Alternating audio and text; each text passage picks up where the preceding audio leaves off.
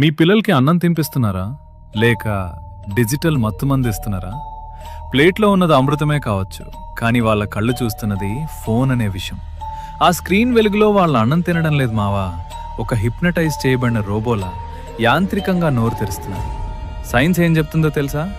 మెదడు కార్టూన్ లోకంలో బిజీగా ఉంటే కడుపుకి ఆకలి సిగ్నల్స్ అందవు. దీన్నే మైండ్లెస్ ఈటింగ్ అంటారు.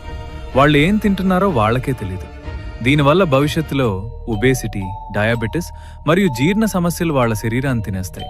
అన్నిటికంటే బాధాకరమైన విషయం ఏంటంటే, ఫోన్ చూస్తూ తిన్న పిల్లాడికి కూర రుచి తెలీదు. అన్నిటికంటే ముఖ్యంగా అమ్మ చేతి స్పర్శ కూడా తెలీదు. మీరు వాళ్ళను మనుషులుగా పెంచట్లేదు, భావోద్వేగాలు లేని జోంబీలుగా మారుస్తున్నారు. ఆ స్క్రీన్ మీ బిడ్డను మీ నుంచి దూరం చేస్తోంది.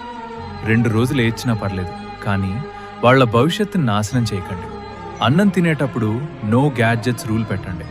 వాళ్లతో మాట్లాడుతూ కథలు చెప్తూ తినిపించండి. ఆ బంధాన్ని కాపాడుకోండి. తల్లిదండ్రులందరికీ ఈ వీడియోని ఇప్పుడే షేర్ చేయండి. రైజ్ విత్ రాజ్ని సబ్స్క్రైబ్ చేయండి.